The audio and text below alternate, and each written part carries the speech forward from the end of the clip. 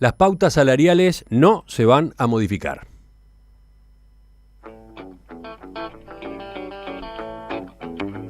La definición fue realizada por el presidente Tabaré Vázquez este lunes, durante el Consejo de Ministros, y comunicada luego en conferencia de prensa por el titular de Economía, Danilo Astori. Son lineamientos que le permiten al Uruguay defender las fuentes de trabajo como un objetivo esencial, un objetivo principal, sobre todo en un escenario en el que se han perdido miles de puestos de trabajo, como ustedes saben, sobre todo en algunos sectores como la construcción, y al mismo tiempo le permiten también contribuir al fortalecimiento de un camino que para los trabajadores es fundamental, que es defender su poder adquisitivo. Y hoy, en la práctica, un camino fundamental para defender el poder adquisitivo de los trabajadores es combatir la inflación, que es uno de los desequilibrios que el gobierno está combatiendo, y para hacerlo entiende que estos lineamientos salariales son los mejores, y por eso es que está confirmando su aplicación en la práctica. Como era de esperar, esta resolución no fue bien recibida por el PIT-CNT, que de inmediato ratificó el paro general previsto para el próximo 14 de julio, mientras algunos dirigentes anunciaban que habrá una conflictividad gigantesca si el gobierno no revisa su postura. Ayer, el secretariado ejecutivo de la central concluyó que es necesario profundizar los contactos con las demás organizaciones sociales en protesta ante la intransigencia de las autoridades. ¿Qué es lo que está en juego? Vale la pena analizar esta coyuntura, y para eso es que recibimos en estudios al economista Juan Manuel Rodríguez, director del Instituto de Relaciones Laborales de la Universidad Católica. Juan Manuel, buen día, gracias por acompañarnos. Encantado, buen día, ¿qué tal? Convendría empezar esta conversación explicando básicamente, en resumen, qué características tienen estas pautas que venimos comentando, las que están en el centro del debate. Pautas que se anunciaron el año pasado, ¿verdad? Exactamente. ¿Cómo son? Estas pautas, la diferencia central que tienen con lo anterior es que establecen en aquel momento para un periodo de 3 años, ahora ya, como en este año se ajusta, quedan 2 años, cifras concretas de aumento salarial para sectores que se clasifican en 3 grupos: dinámicos, que son los que crecen más del 4%, medios, que crecen entre 1 y 4, y en dificultades, que son o que no crecen, o que están perdiendo empleo, o que están sobreviviendo con subsidios.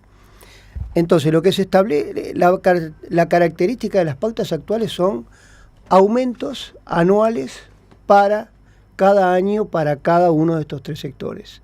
Uh-huh. ¿Qué diferencia tenían con las del pasado, las que vienen desde el 2005? Es que cada aumento que se establecía, tanto si este fuera anual como semestral, incluía distintos factores. Primero, un componente de inflación esperada, o sea, la inflación que iba a haber en los siguientes 6 meses o el siguiente año, según el tiempo de... Uh-huh. Pero además, al fin de ese periodo, incluía un correctivo. El correctivo lo que hacía es compensar con un pequeño aumento en caso que la inflación hubiera sido mayor que eso que se esperaba. Y bueno, y además incluía, aparte de esto, aumentos adicionales que se negociaban en cada consejo de salarios. En este caso, con las nuevas pautas, las que están vigentes, las que acaban de ser confirmadas, el esquema es otro. Por ejemplo, en esos 3 sectores de los que se habla, ¿no? Sector dinámico, sector medio, sector con problemas. Ubiquémonos en el sector medio. Para los convenios que van a negociarse ahora, se prevé en el primer año un ajuste de 7,5% y en el segundo 7%. 7%. Para el sector dinámico, en cambio, se prevé 9% para el primer año y 8% para el segundo. Exactamente. ¿Y qué pasa con los correctivos en el esquema nuevo, entre comillas? En el esquema nuevo, en las pautas originales había un correctivo a los 18 meses y un correctivo al final. En este caso, en principio, como lo que se dijo es que los convenios que se negociaban en el 16 tomaban los 2 últimos años de las pautas que se establecieron en el 15, porque eran 16 y 17, entonces sería quizá un correctivo al final del año. Probablemente quizá esto tenga un tiempo. Lo que está claro es que no va a ser al fin del primer año, va a ser o al año y medio o a los 2 años, cuando termine el convenio. Uh-huh. Y ahí está uno de los puntos delicados, justamente. Exactamente. Veamos, antes de seguir, con qué objetivos, con qué fundamentos el Ministerio de Economía introdujo los cambios que estamos mencionando en las pautas salariales. Claro, ¿Por qué este esquema nuevo? Digamos, comparémoslo con lo que ocurriría si estuvieran las anteriores. En las anteriores, como era un indicador y no un número, si la inflación esperada subía, el ajuste aumentaba, el aumento de salarios. En este caso, si la inflación sube, el aumento es el mismo.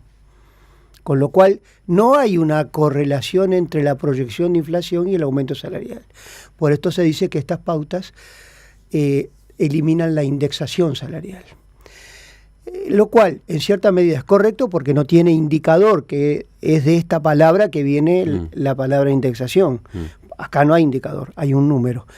Es cierto también que este número no brota, es algo parecido a la inflación que el gobierno proyecta. Por eso no está totalmente alejado de un cálculo, pero no tiene el indicador. Entonces, al no tener el indicador y no tener el correctivo cerca del momento de los aumentos, abre la posibilidad de que haya un desajuste grande y hasta que llegue el correctivo se pueda producir pérdida salarial, que por eso es que el PIT-CNT reclama que se adelante el correctivo para corregir esa eventual pérdida. En este momento el PIT-CNT no está pidiendo más aumentos que los números que establece la planilla que propuso el Poder Ejecutivo. Lo que propone el adelanto del correctivo. Tú mencionabas uno de los objetivos del gobierno al manejar este nuevo esquema de pautas salariales, pero en realidad cuando se presentó el esquema se manejó una batería de razones, ¿no? Promover aumentos salariales diferenciales, mantener elevados niveles de empleo y proteger las mejoras salariales.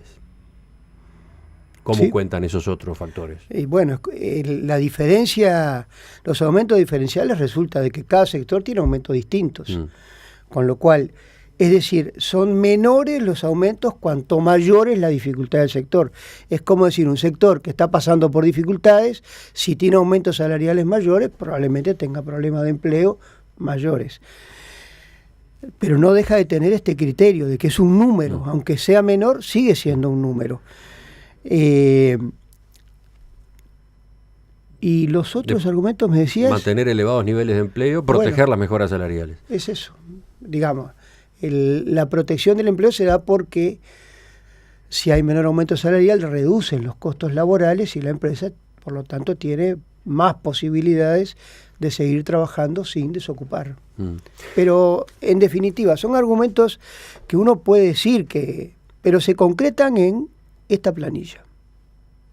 La semana pasada, el ministro de Trabajo, Ernesto Murro, sorprendió de algún modo cuando en declaraciones públicas propuso reflexionar sobre lo que está ocurriendo con esos lineamientos, con los lineamientos que están vigentes, con lo que se anunciaron el año pasado. Lo señaló en estos términos. Esta es una realidad nueva, la inflación está por encima de lo previsto, y bueno, yo creo que esto amerita una reflexión. Si luego de la reflexión se decide mantener todo igual, bueno, este ministerio seguirá aplicando los lineamientos como los aplicamos hasta ahora. Pero yo creo que si el objetivo es tener determinados lineamientos para que se apliquen determinados niveles salariales, y eso por acuerdo, reitero, legal y democrático, de los empresarios y los trabajadores, se está superando, creo que esto amerita una reflexión. ¿A qué aludía Murro? ¿A lo que está pasando en las últimas negociaciones en los consejos de salarios? Exactamente. ¿Cuál es ese panorama? ¿Vamos a explicarlo? ¿Vamos a analizarlo? En realidad ya pasó el año pasado. En el informe que hicimos en la Universidad Católica en diciembre dijimos que esto ya estaba pasando. Lo que ocurrió en este primer semestre es que se profundizó. Y lo que ocurre es, se puede decir básicamente lo siguiente. Es probable que el gobierno no haya tenido el objetivo de reducir el salario real, porque pensaba de que la inflación iba a estar en los niveles que había proyectado. Y si esto hubiera sido así, probablemente esto hubiera sido lo que pasó, lo que hubiera pasado. El problema es que la inflación se disparó. Y como no tiene ninguna flexibilidad la pauta, porque el aumento es un número que se establece de ahora hasta 3 años, el salario obviamente se está aumentando en cifras menores que la inflación, y de acuerdo al cálculo de cómo se calcula el salario real, esto implica pérdida de poder de compra. Este es el primer factor que decía el ministro de Trabajo, diciendo que había que pensar a ver si realmente los números que se estaban manejando eran los que correspondían a la realidad. El segundo argumento que da es también parte de la realidad, y es que hoy la ley de negociación colectiva habilita tener un acuerdo que tiene la validez legal, tanto si ese acuerdo proviene del Consejo de Salarios y se decide por el voto de las 3 partes, como si es en el Consejo de Salarios con el voto de 2 partes, como si el acuerdo es de empresarios y trabajadores fuera del Consejo de Salarios, y luego ese acuerdo lo llevan al Ministerio de Trabajo para que cumpla la administración de darle publicidad. Lo que está pasando es que tanto las votaciones como los acuerdos por fuera de los consejos de salario están aumentando. En este momento, en este primer semestre, el 30% de los acuerdos que están en la página web del Ministerio de Trabajo fueron decididos en forma bipartita, sin participación del gobierno. Es decir, esto se puede decir, el gobierno está dejando cada vez más de participar en la negociación salarial que acuerdan trabajadores y empresarios en forma autónoma. O sea, el gobierno no está firmando esos acuerdos porque no respetan las pautas salariales. Exactamente. Y básicamente la gran diferencia es que tienen un correctivo adelantado. La pregunta siguiente es, ¿por qué ocurre esto? ¿Por qué empresarios y sindicatos se están acordando por fuera de las pautas manejadas por el gobierno? Bueno, mi impresión es que de parte de los trabajadores... De parte de los trabajadores es bastante lógico se impulse mecanismos como esto que acaban de quedar descritos. O sea, mecanismos que le den mayor seguridad al mantenimiento del salario. La pregunta es por qué los empresarios están aceptando eso, cuando siempre han sostenido que la indexación salarial es un riesgo, es un problema, está de por medio de la competitividad, etcétera. Bueno, mi impresión es que están comparando 2 factores. Por un lado es cuánto más de aumento salarial implica adelantar ese correctivo, comparándolo con la eventual conflictividad que implica no adelantarlo. Y la diferencia les dice, bueno, no me justifica hacer un conflicto por un tema que, primero, los convenios se vienen incluyendo estas herramientas desde el año 2005, no es una cifra relevante, me evito la conflictividad y firmo un convenio. Y desde el punto de vista del impacto en los costos de las empresas, etcétera, entonces, ¿qué lectura hacen? Y bueno, algún impacto tiene, obviamente, ¿no? Porque el correctivo, si impide la caída salarial que un convenio que incluyera solamente las pautas provocaría, obviamente parte de esa caída no se produciría y habría un costo salarial que asumen. Entendámonos que todos los sectores de la economía no están en una situación caótica, una buena... Si uno mira la cantidad de consejos de salario, buena parte de ellos se caracterizan como dinámicos, o sea que están creciendo. Entre dinámicos y medios, que ambos crecen, aunque en distinta medida, tenemos una cifra importante de consejos de salarios. Aproximadamente. Y probablemente tendría que mirarlo un poco más, pero son un poco más de la mitad. Con lo cual, uno puede decir, bueno, si están creciendo, pueden admitir que el salario no caiga y no tenga tanto problema. ¿Y por qué eso, lo que está ocurriendo en las negociaciones de coincidencia empresarios-sindicatos, debería llevar al Poder Ejecutivo a modificar las pautas? Porque es un problema para el Poder Ejecutivo. Bueno, aquí estamos en el terreno de las interpretaciones, ¿no? ¿Por qué Murro dice hay que reflexionar sobre esto?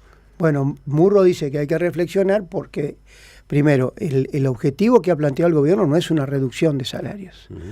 Con lo cual dice, bueno, si no hay una reducción de salarios, demos la garantía para que no caigan. Parecería que este ha sido el razonamiento que hubo desde el 2005 para acá. Esta es la visión, digamos, que uno puede decir que con la continuidad con el pasado. Por otro lado, es cierto que si uno pone correctivos muy adelantados, el salario no se indexa totalmente porque no incluye el factor de indexación en el aumento, el índice, sea inflación pasada, inflación futura o cualquier índice, pero un indicador y no un número. Y si pone un correctivo muy cerca del aumento, toda caída del salario real por aumento de precios, hay que esperar hasta que venga el correctivo. Hasta ese momento. Por otro lado, en algún momento, no sé si esto sigue siendo, pero es probable que sea uno de los argumentos, en las cifras de aumento de inflación, el Ministerio de Economía ha indicado en algún momento que hay factores estacionales, provocados, por ejemplo, por mal tiempo, por inundaciones. Esto lleva a que algunos componentes de la canasta familiar suban, particularmente frutas y verduras, pero es un factor coyuntural que va a desaparecer. Si uno pone un correctivo en forma inmediata al aumento de precios, esto queda incluido en el aumento de salarios. Posteriormente los precios bajan, pero los salarios no bajan. Con lo cual se produce no una mantención, sino un crecimiento del salario cuando desaparece el factor estacional en el crecimiento de precios. Entonces, lo que está diciendo, o en algún momento ha dicho alguna gente vinculada al Ministerio de Economía, es que los correctivos deben estar alejados y debe admitirse esta, digamos, variación en el salario real, que es por unos meses, pero no permanente. Por otro lado, está claro de que hay una intención de que los salarios no estén indexados en forma genérica. Con lo cual, de manera suave, porque no ha habido un pronunciamiento muy contundente en esta materia, pero está yéndose a modificación de criterios que se manejaron durante mucho tiempo en los gobiernos del Frente Amplio, ¿no? Desde el 2005 siempre. Esta ha sido la característica. Cuando se convocan los consejos de salario en el 2005, es asombroso, ¿no? Porque se incluyó un criterio que cada vez que se quiso incluir en el pasado, y estoy hablando desde 1985, que se quiso incluir, en vez de tomar inflación pasada, tomar inflación proyectada, sistemáticamente el movimiento sindical se opuso a este criterio. Yo en aquel momento era asesor del movimiento sindical y decía, bueno, ¿pero por qué? Bueno, si aceptamos que ponemos inflación futura, demos un correctivo o un gatillo que, si hay una diferencia en la inflación proyectada, se corrige. Esto no es contradictorio con la idea que había en aquel momento, en el pasado, de decir, esto no es para bajar el salario. Muy bien, demos una herramienta para que no baje. El Frente Amplio en el 2005 propuso inflación proyectada, fue aceptado por el movimiento sindical, pero la garantía que tenía era la misma que antes. Incluyamos un correctivo por si hay desajustes. Ahora, en cierta medida, esto tiene un cambio porque los correctivos quedan muy alejados del momento en que se producen los primeros aumentos. Seguimos en diálogo con el economista Juan Manuel Rodríguez, director del Instituto de Relaciones Laborales de la Universidad Católica del Uruguay. Vayamos ya casi sobre el final a, no sé, la médula de esta polémica, la médula de esta discusión. Una parte de esta pulseada se plantea desde el lado del PIT-CNT porque se sostiene que estas pautas que están vigentes hacen perder salario, que en la coyuntura actual llevan a una pérdida de salario real. ¿Ustedes han podido sacar cuentas? ¿Tienen una conclusión definitiva sobre este punto? Escuchamos ya al ministro Astori que dice que no. Exacto. Bueno, el tema es el siguiente. Es un poco complejo entender esto, pero voy a tratar de ser lo más claro que se me ocurra. Si los convenios fueran exactamente las pautas, inobjetablemente habría caída del salario real. En todos los sectores, incluidos los dinámicos. Pensemos, primer año, 9% de aumento de salarios, 9,9% proyecta el gobierno de aumento de precios. Si los salarios suben 9 y los precios casi 10, obviamente que al final van a perder valor. No, estos son los sectores dinámicos. Si fuera un sector en dificultades, el aumento sería 6,5 contra 9,9 de precios. En este caso perderían un poco más de 3%, pero los dinámicos perderían 0,8. O sea, un convenio, pauta pura, implica caída del salario real. Sin embargo, aquí lo que hay que entender es qué tipo de convenios se están firmando. Y particularmente hay varios factores que llevan a que quizá las cifras que indique el Instituto Nacional de Estadística no impliquen caída del salario real. ¿Por qué puede ocurrir esto? Primer factor. Los convenios actuales están incluyendo un correctivo, el primer ajuste. Este correctivo no proviene de las pautas, proviene de los convenios que están terminando, que terminan siempre con un correctivo. Este correctivo, como la inflación los últimos meses aumentó, el correctivo también aumentó porque el salario fue menor que la suba de precios. Para tener una idea, el 80% de los convenios firmados en este primer semestre tienen un primer correctivo de 4,2. 4,2 es casi la inflación de medio año hoy, claro, que se suma a las pautas. No proviene de las pautas, sino de la compensación del convenio anterior. Tradicionalmente esto no se considera como la comparación del salario real de las pautas con la inflación por un hecho objetivo, y es que se incluye en este convenio, pero proviene del convenio anterior. Pero si uno suma este valor a los aumentos de las pautas, el aumento del salario va a ser mayor que la inflación del año. Para tener una idea, en el sector dinámico, si al 9% le agregamos un 4 y algo, va a tener un 13 y pico. 13 y pico es más que 9,9. Y el Instituto Nacional de Estadística lo que mide es salario real, evolución del salario real, no la evolución del salario según las pautas. Las pautas no son una fuente de información para el INE.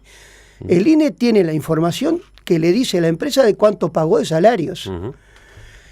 Y el correctivo, obviamente que lo tiene que pagar, porque es parte del convenio, aunque provenga del convenio anterior, lo paga este año. Con lo cual, el salario que efectivamente pagan las empresas por ese correctivo es superior al que indican las pautas.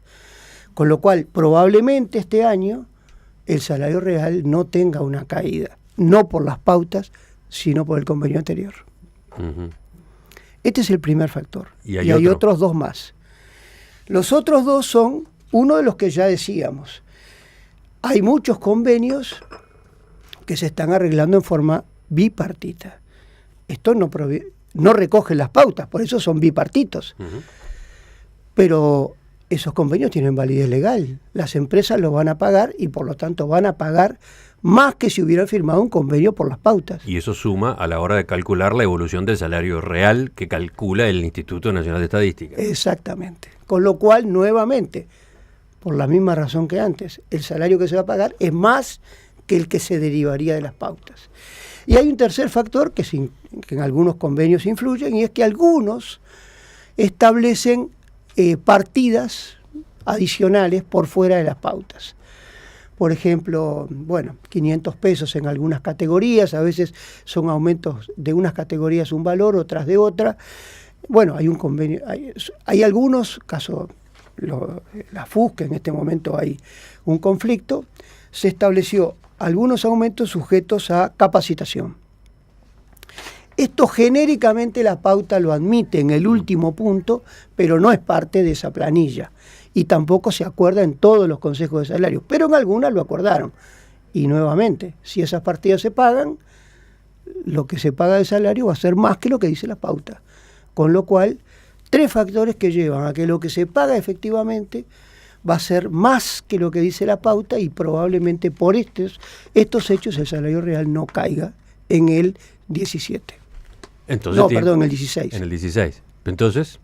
Entonces seguramente... Tiene razón el gobierno. Lo que va a decir el Ministerio de Economía es que el salario real, primero es lo que está diciendo, y probablemente es lo que diga, que el salario real no va a caer. Aunque es correcto lo que dice el PIT-CNT, que las pautas provocan caída del salario real. Y con vistas al futuro, por ejemplo, no sé, el nuevo dato de inflación, el que se conoció ayer, ¿cómo juega en este cuadro que estamos considerando? Se bajó del 11% anual que se había alcanzado el mes pasado, ahora la inflación queda en 10,94%. ¿Qué modificación implica para todo este análisis? Si esto se mantuviera, estrictamente el gobierno que está previendo un 9,9, hoy está teniendo 10,3. Hasta ahora no cambia ninguna la tendencia, sigue siendo la inflación anual superior al aumento del salario anual que establece la pauta del sector dinámico, que es el que tiene más aumento, y mucho más del 6,5 que tienen los trabajadores en dificultades. O sea, no hay un cambio relevante en este hecho. Aunque sí hay un hecho objetivo, que es bueno mencionarlo, que es que tanto en la proyección oficial como el de las consultoras privadas que releva el Banco Central, la tendencia proyectada para el 2017 es menor que la del 16. Con lo cual es probable que en el 16, en donde ya no va a operar el correctivo que se incluye, el correctivo se incluye en el primer aumento de este convenio. Ya en el segundo año ya no va a estar este correctivo. Con lo cual va a estar emparejado aumento de salario con inflación. Y ahí es probable que el salario no se dé la situación que seguramente se va a dar este año. Y es que aunque las pautas no lo establecen, el salario crezca. Ahí viene entonces el reclamo del PIT-CNT. Exactamente. Que en definitiva, ¿cuál es? ¿Cómo pretende que se cambien las pautas? Ha habido una evolución en la demanda, pero en este momento, lo que yo acabo de escuchar, incluso el día de hoy, es que lo que se está reclamando es que el correctivo sea antes de lo previsto por las pautas para evitar una caída que se pueda producir en el salario real. O sea, no se está pidiendo que se incrementen los aumentos, números de ajuste para cada uno de los años, sino que se anticipe el momento del correctivo. Del correctivo, para evitar la caída. Y si es solo eso, ¿cómo se entiende que el gobierno se mantenga en la negativa? Y bueno, ahí está el problema es una interpretación. Mi impresión es que el gobierno sigue pensando que la indexación salarial muy cercana del aumento de precios es un factor negativo. Esta es una cuestión, que vale para este año, pero puede valer para cualquier año. Entiende que por otro lado quizá no haya perjuicios inmediatos grandes, y bueno, mantiene su postura de que de mantener su política, que es la política de prever aumentos por cifras y no por indicadores. Ahora, desde el punto de vista político, preocupa dentro del Frente Amplio esa rigidez, como que es una mala señal, una señal de distanciamiento con un sector, nada menos que el movimiento sindical, muy, muy afín, con el cual hay una relación muy intensa, al que se le debe, entre comillas, una parte del triunfo, etcétera. Sin duda, ¿no? Y eso es lo que preocupa, a todo el mundo, una ruptura entre el movimiento sindical y el gobierno. Yo, en mi impresión personal, por tan poca cosa, porque no es relevante en valores numéricos, esto no es relevante. Es relevante en lo conceptual, pero no en el número. Entonces, tener esta discusión, de una conflictividad que, como han dicho algunos, gigantesca, por tan pocos números, yo creo que no se justifica. Pero ¿O tiene otras razones? ¿Cuál podría ser otra razón? Bueno, defender una postura ideológica, y es que los salarios no tengan una indexación tan acortada en el tiempo, sino que, se ajusten, pero con el tiempo, y admitir que haya algunos periodos de caída salarial que luego se compensan, pero luego, no en forma inmediata. Economista Juan Manuel Rodríguez, director del Instituto de Relaciones Laborales de la Universidad Católica, le agradezco que nos haya acompañado esta mañana. No, para mí un gusto, encantado.